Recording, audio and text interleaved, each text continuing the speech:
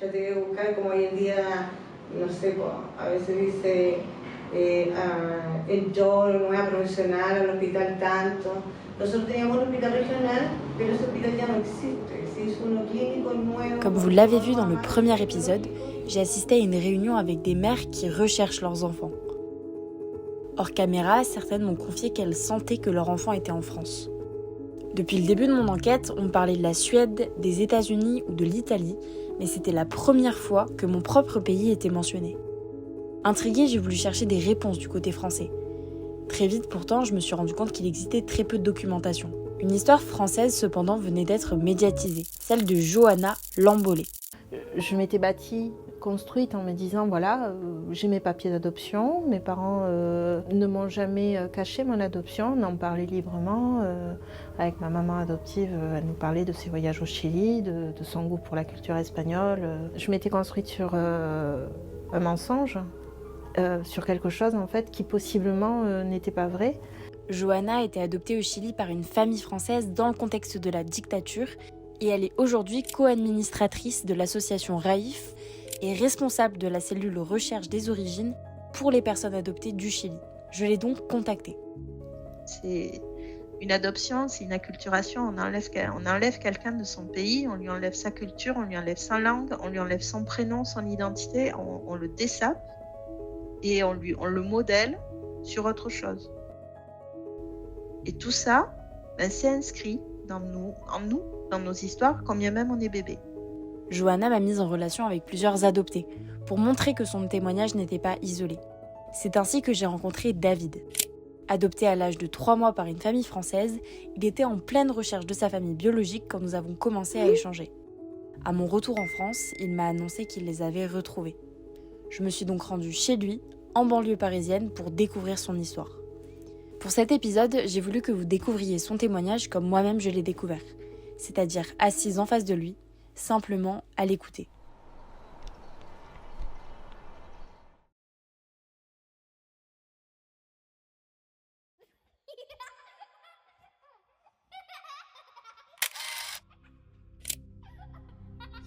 Alors, tout d'abord, j'ai toujours su, donc ça n'a pas été un secret. Mes parents m'ont adopté, ils ne sont pas partis au Chili, c'est des religieuses en fait qui ont fait la démarche de nous retrouver, de nous chercher, moi et ma sœur, et qui nous ont amenés en fait du Chili à Orly, en passant par Buenos Aires et par Dakar. Et donc c'était fin août 1979. Après, je suppose que j'ai grandi comme tout enfant français, j'ai pas vécu de différence du fait de mon adoption. Les différences que j'ai pu percevoir, c'est plus par rapport aux autres, c'est-à-dire notamment à l'école, primaire, en maternelle, où effectivement les enfants faisaient plus des différences, en tout cas me faisaient voir que j'étais différent de mes parents, de ma famille biologique. J'ai grandi avec une sœur également adoptée au Chili. Ouais. Alors je pense que réellement ça a joué aussi bien pour, alors je ne vais pas parler en son nom, mais en tout cas pour elle et surtout pour moi, c'est-à-dire que j'étais pas seul, du coup, même si on en a pendant des nombreuses années jamais réellement parlé ensemble, on ne s'est pas posé pour parler de nos adoptions, mais on le vivait au quotidien tous les deux. Et donc du coup, ça a été certainement une adoption plus facile aussi. Mais sinon, moi, en termes d'enfance, je l'ai vécu comme je suppose tout enfant français, dans une famille française, parce que j'ai une famille effectivement très grande, très large, très aimante, et du coup, aucune différence n'a été perçue en fait, ouais, durant mon enfance. Donc on va dire que c'est une enfance très heureuse.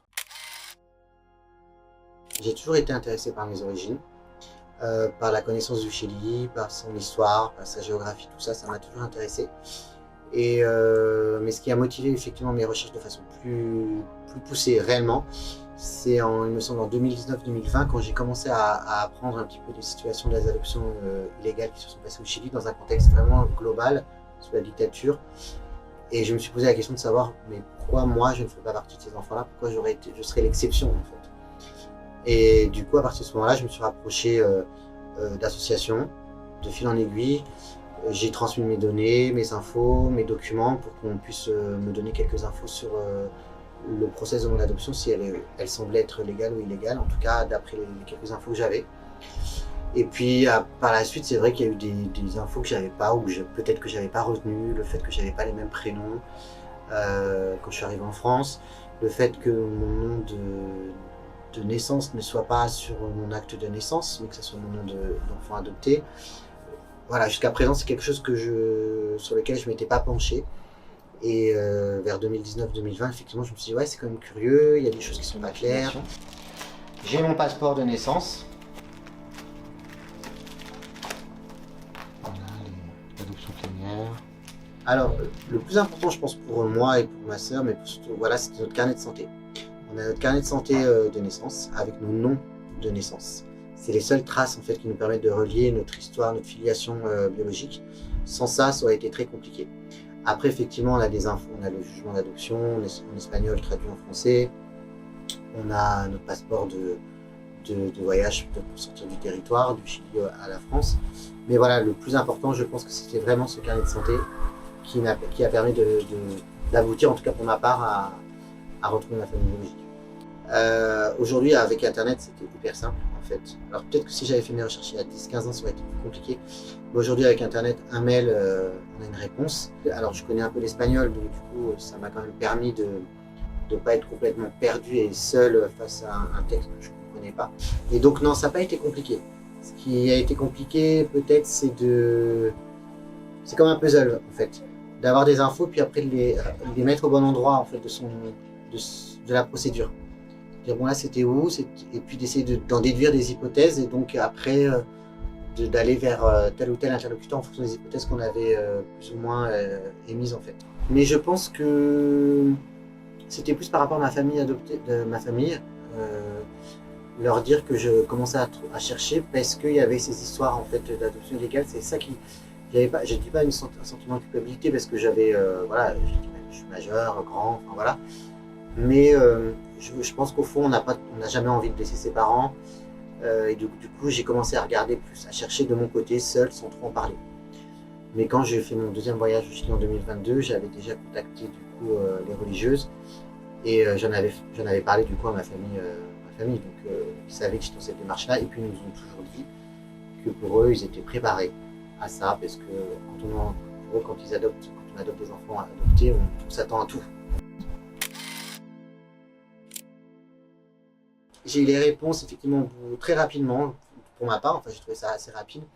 Le 16 juin, effectivement, j'ai eu une visio avec la cour d'appel qui m'a réaffirmé qu'ils allaient trouver et que du coup, il fallait après que ça soit confronté à un test ADN évidemment, pour être sûr à 99,99 et des brouettes %. Ce qui a été effectué, j'ai dû faire un test ADN à l'ambassade de France à Paris. Et en juin, on m'a dit ok, c'est 100% ok. Et à partir de là, une visio a été organisée avec Raif, Firos Elmaras El Silencio, et du coup ma mère biologique et mon demi-frère en fait. Et là, j'ai pu découvrir effectivement à quoi je ressemblais. Très curieusement, j'ai pas ressenti d'émotion en fait. Je m'étais attendu à plein de choses, mais en fait, ça pas du tout. Ça a été très. C'est une personne que je connais pas en fait, c'est ce qu'il faut se dire. En plus, là, ce qui était doublement, qui a fait un petit peu un barrage, c'est qu'elle n'avait pas l'habitude d'être face à une caméra, donc on voyait que son menton et le bout de son nez. Du coup, on a dû lui demander à plusieurs reprises de se mettre visage devant, mais elle avait du mal à y rester. C'est plus elle qui avait beaucoup d'émotions, parce que je pense que ça lui faisait rappeler toutes ces années passées, le fait que, voilà, des choses qu'elle n'avait jamais connues, elle n'avait jamais vues. Mais moi, ce qui m'a le plus surpris, il y avait donc dans un autre, enfin ailleurs, mais il y avait aussi mon frère biologique qui était en visio. Je l'ai vu très fermé en fait, et je me suis dit oulala, qu'est-ce qu'il pense de moi? J'avais un peu peur de son retour. C'était plus lui en fait, parce qu'au final, face à ma mère biologique, j'avais pas d'émotion particulière en fait. Alors après, par la suite, effectivement, donc Johanna qui fait partie de Raif nous a donné chacun nos contacts téléphoniques sur WhatsApp. Et tout de suite après, j'ai mon demi-frère qui m'a envoyé un message sur WhatsApp pour me dire qu'il était effectivement content de m'avoir retrouvé, de connaître en tout cas mon existence, qu'il serait toujours à disposition si j'avais besoin de réponses. Donc ça m'a rassuré aussi parce que par rapport à son comportement au tout démarrage où il me paraissait très froid, très fermé, et je me suis dit finalement non. Et alors par rapport à ma mère biologique, je crois que c'était en semaine, et le dimanche, elle a essayé de m'appeler. Du coup, il y avait du monde à la maison, donc je n'ai pas pu décrocher. Et donc après, je l'ai rappelé et elle m'a parlé un petit peu. C'est comme ça qu'on a commencé à créer du lien, si on peut dire. Elle m'a raconté un petit peu le contexte, l'histoire, où elle vivait, enfin voilà, après toute un peu sa vie, etc. Mais sans aller trop dans les détails, mais vraiment sa vie de façon générale. Et depuis, c'est vrai que, alors avec elle, je vais essayer de l'appeler, ou elle va essayer de me recontacter une fois par semaine, voire une fois tous les 15 jours. Et avec mon demi-frère, on s'envoie régulièrement des messages. Ça a été très, très rapproché au démarrage, c'est-à-dire limite tous les jours. Par la suite, maintenant, c'est un peu plus... Voilà, c'est comme si on avait peur de perdre le contact si on ne faisait pas les démarches rapides tout de suite pour créer une forme de ciment. Maintenant qu'il est un peu établi, on se permet de se rappeler une fois toutes les semaines, une fois tous les 15 jours, voilà. Mais au début, c'était effectivement très rapproché. Du point de vue de ma mère biologique, ça c'est encore un peu flou, parce qu'effectivement, je pense que c'est une période qui est peut-être soit un peu oubliée, soit un peu violente pour elle, ou en tout cas, elle n'a pas forcément envie de reprendre tout le temps, de se remémorer tous ces souvenirs-là. Mais pour l'adoption, en tout cas pour elle, effectivement, d'après ce qu'elle m'a dit, c'est que quand elle est venue accoucher, elle était dans une situation très précaire, elle n'avait pas d'homme avec elle. Mon père biologique, a priori, aurait quitté les environs une fois qu'il a su qu'elle était enceinte. Et donc, du coup, elle avait déjà 2 filles plus âgées de 4 ans que moi avant. Et du coup, elle était seule, sans parents, parce qu'effectivement, je le redis, mais elle avait perdu sa mère, elle avait 10 ans, et son père quand elle avait 16 ans. Donc, a priori, la famille pas très présente. Et puis, je pense aussi, alors c'est peut-être moi, mais en tout cas, je pense qu'une femme seule, non mariée, c'était très mal vu à l'époque dans la société chilienne. Donc voilà, très précaire. Et arrivée à l'hôpital, effectivement, d'après ce qu'elle m'a dit, l'assistante sociale lui a parlé de me placer dans une maison pour enfants au Chili. Donc, l'idée, c'était que je reste au Chili. Et quand elle a accouché, elle me dit qu'elle ne m'a jamais vue, donc elle ne m'a pas vue lors de l'accouchement, donc je ne sais pas pourquoi elle ne m'a pas vue, ça c'est vrai que c'est encore un mystère. Et que par la suite, elle m'a cherché, elle a beaucoup pleuré, et au bout d'un moment, on lui a dit que j'étais partie à l'étranger, en France, on lui a bien dit le pays, avec une autre enfant. Voilà, et à partir de ce moment-là, je pense qu'elle n'a plus jamais parlé de cette histoire, en tout cas, ses enfants, qui ont mon âge aujourd'hui, ne connaissaient pas mon existence.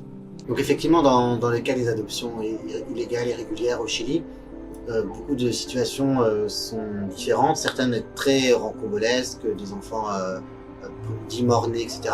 Mais je pense que dans beaucoup de cas, un peu comme dans le mien, c'est comme on disait tout à l'heure, c'est le flou en fait, qui règne en fait, dans le cas des adoptions et dans l'abandon. Je pense que beaucoup de mères en fait, étaient extrêmement vulnérables, ne connaissaient pas leurs droits, et on les a un peu... on a un peu appuyé des choix qui n'étaient pas les leurs. Et comment dire, le fait juste de ne pas signer des documents, enfin en France une adoption effectivement ne se fait pas de cette façon-là, elle va se faire de façon beaucoup plus légale, il y a un délai de rétractation, il y a des documents qu'on signe, il y a des actes d'abandon, il y a des choses claires, nettes et précises.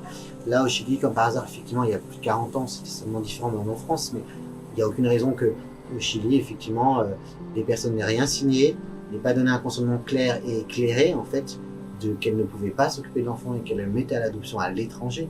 En fait, c'est ça, en fait, qu'il faut faire comprendre à la majorité des personnes, en fait, qui ne connaissent pas forcément l'adoption de proches, enfin, une adoption proche, loin, etc. C'est qu'en fait, une adoption, il y a un cadre, en fait. Il y a un cadre précis. C'est pas rien, en fait, de laisser partir son enfant qui grandit dans une autre famille étrangère, en fait. Donc, en fait, c'est quand même réfléchi.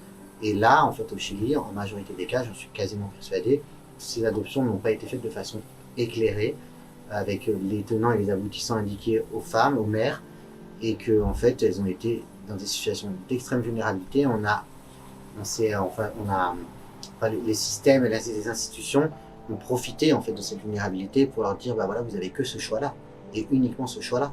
Donc, vous faites ça, ou sinon, bah, vous êtes toute seule et vous démerdez toute seule. Donc, en gros, finalement, soit elles ont fait un choix, mais un choix, on va dire, par défaut, ou soit elles n'ont même pas fait de choix et on leur a un peu imposé. Donc c'est ça qu'il faut vraiment expliquer de façon plus générale aux gens, c'est que les adoptions, elles doivent être encadrées. Et ce qui a été fait à l'époque au Chili n'a pas du tout été fait dans ces règles-là. Donc oui, une majorité des adoptions au Chili ont été faites de manière illégale, irrégulière, tout ce qu'on peut dire, enfin après on met les termes qu'on veut derrière. C'est vrai que la France, pour l'instant, ne s'implique pas trop. Il n'y a pas trop d'écho dans la société, il n'y a pas trop, voilà, comme si c'était quelque chose un peu de, voilà, un non-événement. Ce qu'on attend, en tout cas au niveau de l'association, ce qu'on attend de la France, c'est effectivement une reconnaissance en tant que victime, en fait, de ces procédures illégales, irrégulières d'adoption, d'avoir un soutien aussi financier pour, notamment par exemple pour aller au Chili, pour retrouver nos familles biologiques, parce que c'est un coût, tout le monde ne peut pas effectivement payer un billet d'avion aller-retour, aussi bien pour la famille biologique mais aussi pour nous, de pouvoir avoir aussi accès à des tests ADN en fait de façon légale, parce qu'aujourd'hui en France c'est illégal, mais c'est certes des fois c'est la seule possibilité de retrouver et de remonter la piste. Et ça c'est les principales revendications effectivement en France. Après je ne vais pas parler au nom de l'association vraiment parce que je ne sais pas tout, mais voilà, c'est vraiment une reconnaissance en tant que victime et aussi des structures plus claires en France qui nous permettent de faire les recherches de façon plus rapide, plus limpide, que ce soit aussi au Chili mais en France, parce que les méandres administratifs nous font perdre de l'énergie et il faut perdre aussi des fois la chronologie de ce qu'on fait et c'est quand même, on est quand même dans des situations qui sont complexes, on a des vies aussi, il y en a qui ont des familles et il faut qu'on soit le plus aidé possible en fait dans la procédure et puis le après c'est en fonction de chacun, mais d'avoir aussi la possibilité d'avoir des soutiens psychologiques, je pense que c'est important aussi, parce que des choses des fois peuvent remonter, voilà, donc on n'est pas tous égaux là-dessus. Ce qui est intéressant, c'est que je me rends compte que oui, du coup, c'est des adoptions qui sont dans un contexte historique global du pays, donc je me sens plus appartenir au pays, finalement, c'est bête, mais en gros c'est un peu ça. Je me sens plus chilien en fait que ce que je n'étais avant, parce qu'en fait, je me dis, en fait, on est beaucoup de cas, donc être parti du pays de façon forcée, irrégulière, etc. Avec des gens qui nous attendent, nous attendaient, ou en tout cas des familles qui sont présentes. Donc on se sent, en tout cas moi personnellement, je me sens, alors je dirais pas chilien, mais en tout cas, je me sens légitime en fait, voilà. Alors que jusqu'à présent, je me sentais pas vraiment légitime, j'étais un peu, on va dire, le cul entre deux chaises, quoi. C'est-à-dire que j'étais français certes, mais des fois on me resituait mes origines. Et puis il faut savoir, quand on est adopté, on va chez le médecin, on demande des antécédents médicaux, ben on les a pas parce que forcément on peut pas. Donc on est obligé un petit peu toujours de parler d'adoption. Quand on dit qu'on vient du Chili, on dit ah tu parles espagnol, donc tu es obligé de dire non, ou plus ou moins. Voilà. Là au final c'est plus clair pour moi, c'est plus fluide. Je sais que j'ai été adopté de façon, alors régulière, illégale, mais en tout cas la procédure n'est pas claire. Que des gens étaient soit en attente, soit espéraient un jour retrouver ma trace. Et qu'au final, une famille, en tout cas, m'accueillera de façon très chaleureuse, comme si j'ai dit simplement un des leurs, si je viens au Chili. Donc je me sens effectivement plus chilien que ce que je le pensais. De pouvoir connaître d'où on vient, pourquoi on est là, le contexte aussi économique de l'époque, à qui on ressemble, c'est toujours intéressant et ça fait une conclusion. Après, une conclusion, mais il y en aura d'autres, quoi, en fait. Pour moi, c'est que le début de quelque chose, parce que maintenant, c'est la connaissance de ma famille biologique, de ce qu'on va pouvoir construire ou pas. Je ne me donne pas d'objectif précis, je ne me mets pas la pression. C'est des gens, voilà, qui ont vécu leur vie, moi j'ai vécu la mienne. Donc on apprend à se connaître, on peut très bien ne pas avoir d'atome crochu, on peut en avoir, donc tant mieux si on en a. Si on n'en a pas, ben, c'est pas la fin du monde. On va pas être malheureux, enfin en tout cas, ça sert à rien d'être malheureux pour ça en fait. Voilà. L'objectif, c'est de connaître d'où on vient et pourquoi on est là, et c'est déjà beaucoup. C'est une très belle conclusion.